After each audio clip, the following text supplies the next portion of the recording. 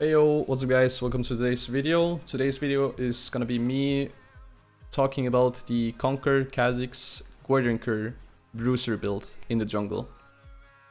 So, as you can see, the Goredrinker build consists of Goredrinker as the mythic item. The core items in this build will be Goredrinker into a black cleaver with ability haste boots, and then your 4th, 5th and 6th item will be situational depending on the enemy team comp. So yeah, let's just go through the build. So you see that I'll start with a red smite here, and the reason why we start with red smite is because this build is a bruiser build. So we're not looking to one-shot anyone, we're pretty much looking to duel a lot of people, and for that reason we take red smite, and we take red smite in every single matchup. No matter if it's winning or losing for Kha Zix, that doesn't really matter too much. Because we're not really too focused on winning the jungle matchup super hard. We're more focused on being able to do a lot of impact on the team fights, skirmish fights, and whenever we gank. Then we take the yellow trinket, put it down level 1 either aggressively or defensively. We get refillable, of course. We recall and get our red trinket so that we have it available in case we do an early gank. Most likely won't happen, but the lower you are, the bigger the chance is that a free gank is available in the early game, and it's always nice to have a red trinket available to check if the enemy has it ward or not. Then, most games, you'll basically just do a 7 camp full clear. So you'll clear 5 camps into Skullcrab and then finish Krugs. Once you have finished Krugs, then you'll have 920 gold. And with Cosmic Insight, not Cosmic Insight, Futures Market that you have in your runes, you'll basically be able to get Lucidity boots, because they got increased from 900 to 950 not too long ago. So that's why we take Futures Market, so that we can still get Ionia boots on our first back from a full clear. If you have slightly more gold, either because you cleared a ward, you had to hold a mid wave, you got an assist, you got a kill in the early game, you'll be able to get an Iron Spike instead, and you can go for the Iron Spike instead of Lucidity boots if you want to on your first pack. Completely up to you. You need to get both items in the early game eventually anyway, so personal preference, depending on what you feel like is more needed. The better clear, more AD, or the higher movement speed and ability haste. Completely up to you. Once we have that, then we will build a Goredrinker, so this will be our mythic item, and the reason why we go Goredrinker is because we are playing with Conqueror. So basically this build is, again, not a one-shot lethality build, it is a bruiser build, so do decent amount of damage, but also be able to tank a lot of damage and heal quite a bit. After your Goredrinker, you want to go for a black cleaver. The reason why you want to go for black cleaver is because it again gives you ability haste, so you will see that we have ability haste from our boots, ability haste from Goredrinker, ability haste from black cleaver. And with all this ability haste, you'll basically be able to have your abilities up faster, so you'll be able to stack your Conqueror pretty fast, and you'll also have your Goredrinker itself up pretty fast, because we have Cosmic Insight. This can basically mean that you will in some teamfights be able to get Goredrinker off 2 times with this amount of ability haste, compared to only 1 time if you didn't have any ability haste. And on top of that, there are quite a bit of tanks in the meta at the moment, and with this build we cannot go for an LDR, because LDR basically gives you more damage the more max HP the enemy has, but since we have 400 bonus health from Goredrinker and 450 bonus health from Black Cleaver, we are pretty much just removing that extra damage that we would get from the LDR passive. So there's just no point in getting it, and it just doesn't fit as well as a Black Cleaver does with this build anyway. So yeah, that's why we go for a Black Cleaver and not a Cirilla's Grudge or LDR with this build. So this is your core build. So now we can go into counter items. So in terms of counter items, there are many different ones you can go for. Most common thing would be healing reduction, so that would be your Executioner's Calling, that you would then later upgrade into a Kempung Chainsword. Other counter items could be a Serpent's Fang against shields, it could be a Hexdrinker against AP, it could be a Death Dance against AD, it could be a Guardian Angel. I've seen people do Sterix Gauge, stuff like that. So there are many different counter items. You just look at the enemy team comp and then you like see who is fed, what does the enemy team comp really consist of, and then you'll start building counter items to make the core components in that team comp weaker. So yeah, in this situation you see me do an Executioner's Calling because they have Jace with Conqueror and Eclipse. They have a Trundle who heals quite a bit on his passive. Those are mainly the ones that are gonna be healing. So you could argue that since they have Domination, they might have some healing in here, stuff like that. But Karma with an ult W could also heal. But yeah, 800 gold item to counter 2 champions a little bit is really, really good. Then you see me go Serpent's Fang afterwards, and that is because in this situation they have a Karma. So Karma will just ulti E and give everyone a shield. So that's pretty much how I determine if I should go Serpent's Fang or not. If they have a champion that can only shield themselves and nothing else, like a set for example, on his W, then unless that set is really, really fed, I would probably not go for the Serpent's Fang. But since they have a support champion that can shield everyone, then you want to get Serpent's Fang, because then you make sure that this shield is reduced by 50% no matter who the support is shielding, as long as you of course hit them before the shield comes on. And then you see me upgrading the Camping Chainsword. Again, gives me more ability haste. Ability haste with this build is always nice. And then you see me doing a straight Dirk here. I'm actually not 100% sure what I'm building into. It could be an Edge of Night, it could be Ghost Blade, it could be Sanguine Blade, because that wasn't removed at the time. But yeah, that's basically your build. So now let's talk about Evolve Order. So Evolve Order for this build is going to be ulti first, W second, and E evolve last.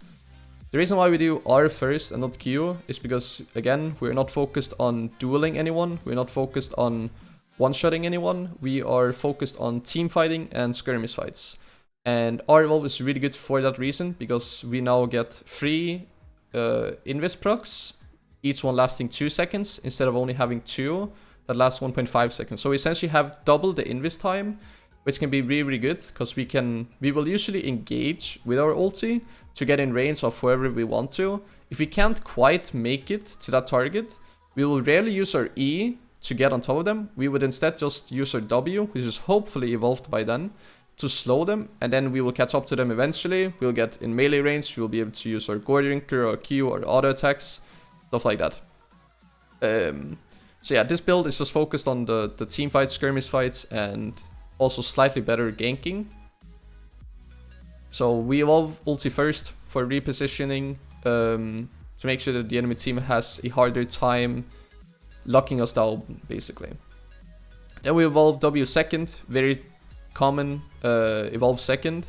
Again, this is for the slow, the utility, making sure the enemy can't escape, that they can't engage, that they can't kite, stuff like that.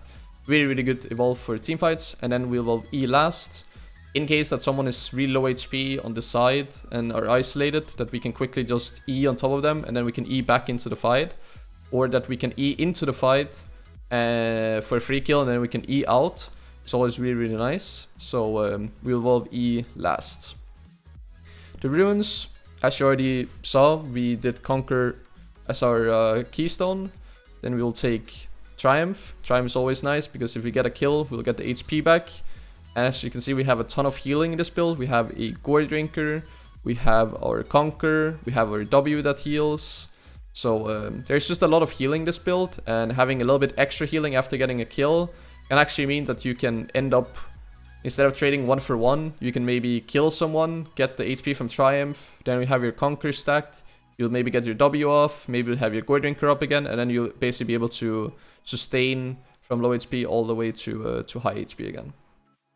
Then we take Alacrity. You could take Tenacity instead if you want to. Nobody's gonna go Bloodline. We already have enough healing in this build, so we don't need any more. But the reason why I do Alacrity typically is because when you try to stack Conqueror on Kha Zix, you can at most get 10 stacks from a full combo. So you'll get 2 stacks from your auto attack, you'll get 2 stacks from your W, you'll get 2 stacks from your Q, 2 stacks from your E if you end up using it, and 2 stacks from your Iron Spike or your Goredrinker. That puts us at 10. That means we need 1 more attack to get Conquer fully stacked. And with Alacrity, you get a little bit extra attack speed, so you get that auto off a little bit faster, so that you now have your Conqueror stacked. That's why I take it. You can take Tenacity if the enemy team has a lot of CC. I don't typically do it, but it is an option if you want to. And then to finish off the Triumph, or the Precision tree, we will take Last Stand.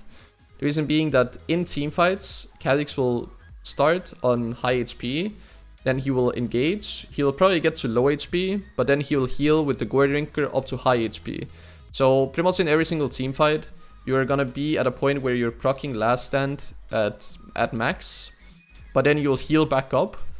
And then if you play the team fight properly, you can proc your Last Stand 2 times and proc Goredrinker 2 times, so you go from, you start high HP, get to low HP, use your Goredrinker healing, get to high HP again, the enemy team cuts you down to low HP again, then you'll have your Goredrinker up again, you get to high HP. So, in my opinion, you pretty much always proc Last Stand in team fights, unless you're just completely stomping the team fight from start to finish. But yeah, by then it doesn't matter which rune you have to win that team fight. And then we take Inspiration Secondary, and we take Futures Market, again, because they increased the Lucidity boots cost from 900 to 950. So in order for us to still be able to have enough gold from a full clear, a 7-camp clear, into a recall for boots, we'll go Futures Market. And we take Cosmic Insight, because this basically gives us item haste, which means that we can get our Goredrinker up more often, and maybe get it off 2 times instead of only 1 time in a team fight. Then in the typical runes, we take 2 AD, and then we take 1 armor or 1 magic resist, depending on what type of team comp we are playing against. So that's pretty much the entire setup. I'll quickly talk about the pros and the cons of this build, just so people are aware that there are cons about this build. It's not all just the perfect, wonderful build that will 1v9 every single game, because it's not. So the pros are the fact that you are more tanky, you still have a decent bit of damage, but not as much as the lethality build. You have a ton of healing, you have way better team fighting, which is something assassins typically are really bad at, is team fighting, and they would usually avoid. In this build, you will actually much prefer a team fight where a lot of people are stacked together, so you can proc your Goredrinker, compared to people being like spread out all over the map, stuff like that. So yeah, you have a ton of team fighting potential with your ulti, your W, your Goredrinker, stuff like that.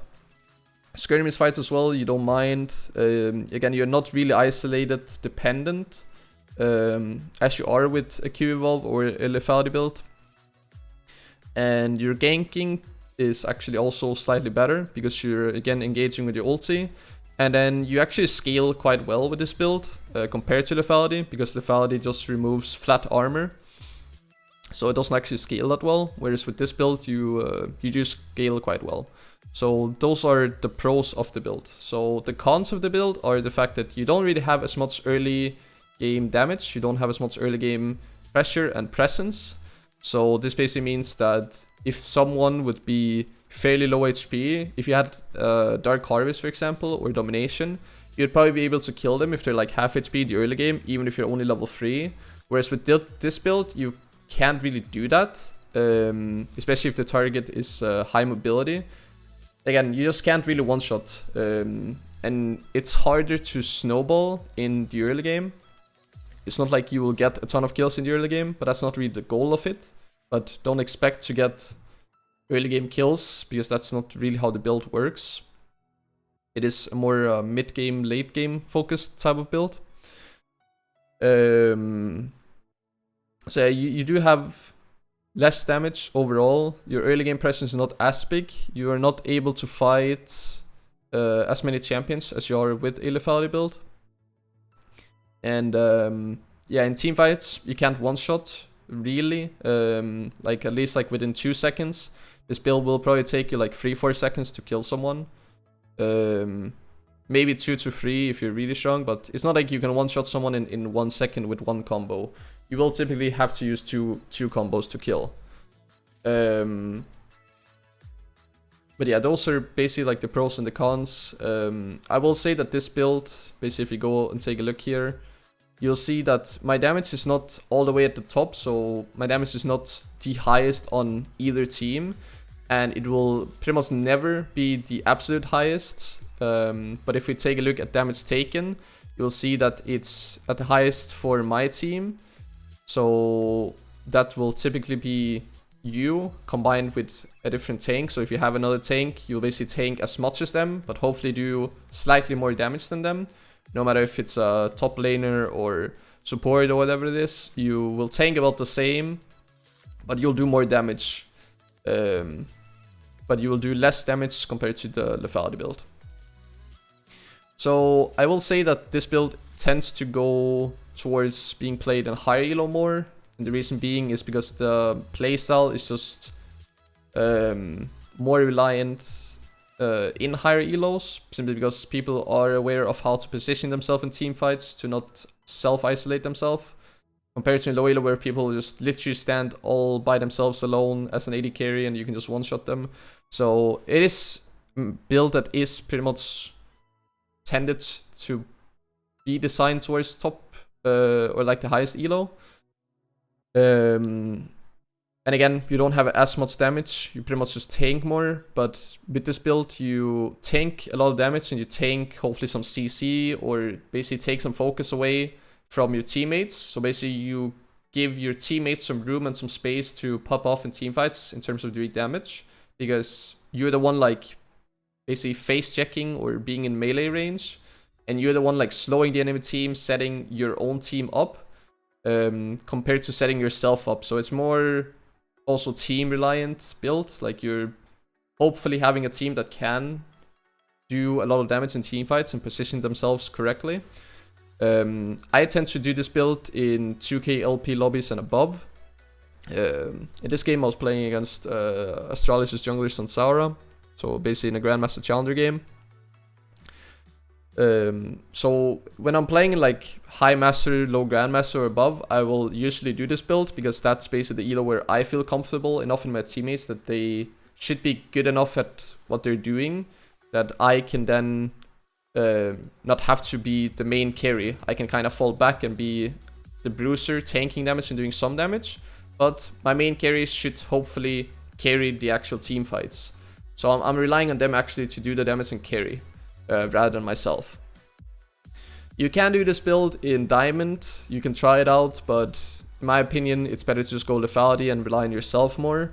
In Diamond, also in lower masters, and in completely low elo, I think lethality is the only way to go. I don't think this build is that good. Even if you win with it, I think you would win harder with a lethality build in the low elos.